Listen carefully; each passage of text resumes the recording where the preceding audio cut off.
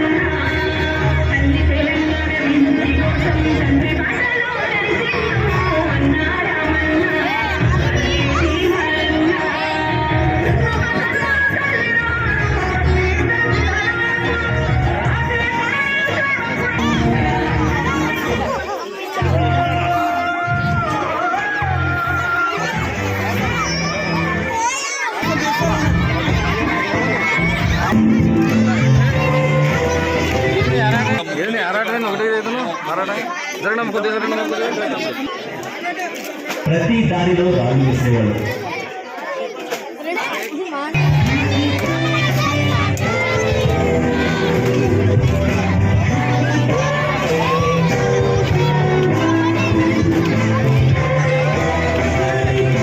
శాసనసభ్యుడు బొల్లం మల్లయ్య యాదవ్ గారికి, అలాగే పట్టణ అధ్యక్షులు చందు నాగేశ్వరరావు గారికి, అలాగే మాజీ సర్పంచ్ సత్యబాబు గారికి, అలాగే వైస్ చైర్మన్ వెంపటి పద్మ గారికి, అలాగే నాతోటి కౌన్సిలర్లందరికీ, అలాగే ఈ అందరికీ నా హృదయపూర్వక నమస్కారాలు. అలాగే ఈ స్కూల్ యాజమాన్యానికి, స్టూడెంట్స్ అందరికీ నా హృదయపూర్వక నమస్కారాలు. ఈరోజు కేటీఆర్ గారి సందర్భంగా రాష్ట్రమంతా వేడుకలు జరుపుకుంటున్నారు. మన కేటీఆర్ గారు తెలంగాణ కోసం ఎంతో కష్టపడి విద్యార్థులకి, అలాగే యువతకు ఉపాధి కల్పించి ఎన్నో విదేశీ సంస్థలను ఇక్కడికి తీసుకొచ్చి మనందరికీ ఉపాధి కల్పించారు. అలాగే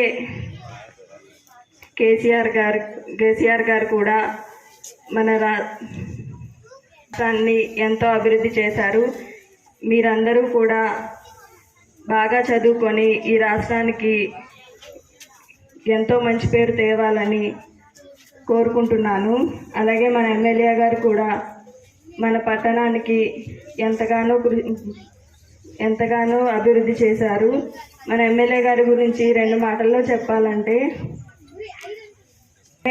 బాగుపడాలి అనుకోవడం స్వార్థం, మనతో పాటు అందరూ బాగుపడాలి అనుకోవడం మానవత్వం, మనతో పాటు 10 మంది బాగుపడాలి అనుకోవడం అద్భుతం. ఇలాంటి అద్భుతమైన మనస్తత్వం కలిగిన వారు మన ఎమ్మెల్యే గారు. గాంధీ గురించి చదువుకున్నాం కదా. గాంధీ ఏం చేసిండు? ఈ దేశానికి స్వాతంత్రం తీసుకొచ్చిండు. అట్లనే మరో గాంధీ మాదిరిగా ఈ రాష్ట్రానికి స్వాతంత్రం తీసుకొచ్చిన మనిషి కేసీఆర్. అయ్యాల బానిసత్వానికి వ్యతిరేకంగా పోరాటం చేసి గాంధీజీ స్వాతంత్రం తీసుకొచ్చిండు. ఇక్కడ కేసీఆర్ పోరాటం ఎందుకు చేసిండు? తెలంగాణ సాధన కోసం. అసమానతలు పోవాలని, అవమానాలు జరగకూడదని, పేదరికం పారదోలాలని, మనకిక్కడున్న నీళ్ళని, నిధుల్ని, అన్ని రకాల అవకాశాలని ఈ తెలంగాణ ప్రజలు రేపు భావితరాల వాళ్ళే వాడుకోవాలనే ఆలోచనతో 14 సంవత్సరాలు పోరాటం చేసింది కేసీఆర్. ఇవాళ తెలంగాణ అయింది. కాబట్టే ఎక్కడ చూసినా ఇంత పచ్చగా ఒక పట్టణ వాతావరణంలో ఈరోజు కోదాడుంది. మరి ఆ రోజు 14 సంవత్సరాలు కేసీఆర్ గారు పోరాటం చేస్తున్నప్పుడు కేటీఆర్ గారు కూడా ఒక యువకుడుగా ఈ దేశం కోసం, ఈ రాష్ట్రం కోసం, ఈ ప్రాంతం కోసం, మన ప్రజల కోసం మీరు చేస్తున్న పోరాటంలో రాముడు యుద్ధం చేస్తే ఉడతా భక్తిగా ఉడత వచ్చి ఎట్లా సహాయం చేసిందో నా వంతు నేను కూడా మీకు సహకారిగా ఉంటా అని చెప్పేసి కుడిభుజం లెక్క వచ్చి తెలంగాణ సాధన కోసం విదేశాలను వదిలిపెట్టి ఉన్నత అవకాశాలను వదిలిపెట్టి ఉద్యోగాలను వదిలిపెట్టి కేసీఆర్ కి పక్కన చేదోడు వాదుడుగా ఉండి కుడిభుజంగా ఉండి తెలంగాణ సాధన కోసం కేటీఆర్ పనిచేశారు. తెలంగాణని సాధించిన తెలంగాణలో ఈ రోజు చదువుకున్న విద్యార్థులు ఐటీ చేసిన వాళ్ళు పోయి అమెరికాలో ఉద్యోగం చేయాల్సిన అవసరం లేకుండా సంవత్సరం హైదరాబాద్ చూస్తే వేరు, ఈ రోజు హైదరాబాద్ చూస్తే వేరు, తెలంగాణ రావడానికంటే ముందు వేరు, ఈ 9 సంవత్సరాల తెలంగాణ వేరు. ఇవాళ కోదాడు రూపురేఖలు మారినాయి. ఒక పల్లెటూరు మాదిరిగా ఉన్న కోదాడు ఇవాళ ఒక నగరం మాదిరిగా విస్తరించిందంటే ఈ ఆలోచన అంతా ఎవరిది అంటే ఈ రోజు మనం జన్మదిన వేడుకలు చేసుకుంటున్న కేటీఆర్ ఆలోచన వల్ల ఇది సాధ్యమైంది. ఒక యువకుడిగా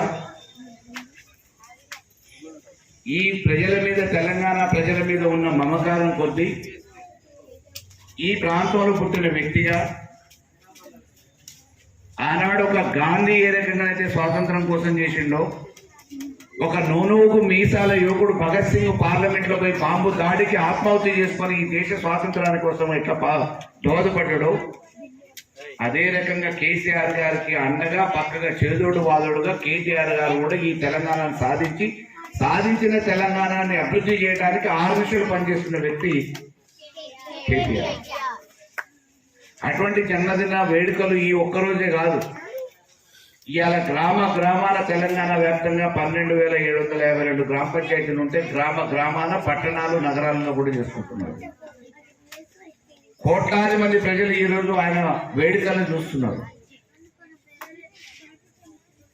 అటువంటి యువకుడు ఇంకా దేశానికి రాష్ట్రానికి పనికొచ్చే విధంగా పేదల బతుకులు మార్చడానికి, విద్యారంగం అభివృద్ధి రావడానికి, వైద్య రంగం అభివృద్ధి చెందడానికి, మన పట్టణాలు మహానగరాలుగా తీర్చిదిద్దడానికి ఆయన శక్తి ఉపయోగపడాలి. దానికి ఆ భగవంతుడు అనుగ్రహించాలని చెప్పేసి పూజలు చేస్తున్నారు. మీరందరూ కూడా కేటీఆర్ స్థాయికి కాకపోయినా మిమ్మల్ని కూడా నలుగురు గౌరవించే విధంగా, మీ పేరు కూడా నలుగురు చెప్పుకునే విధంగా, పుస్తకంలో చరిత్రలో మన పేజీ అంటూ ఒకటి ఉండే విధంగా మీరందరూ కూడా చదువుకొని ఉన్నత శిఖరాలకు ఎదిగి మీ తల్లిదండ్రుల పేరు ప్రతిష్టలు పెంచి మనం పుట్టిన ప్రాంతానికి ఎంతో కొంత సమాజానికి పనిచేయాలనే ఆలోచనతో మీరందరూ చదువుకొని ఉన్నత శిఖరాలకి చేరాలని చెప్పేసి ఆ దేవుడిని కోరుకుంటున్నాను.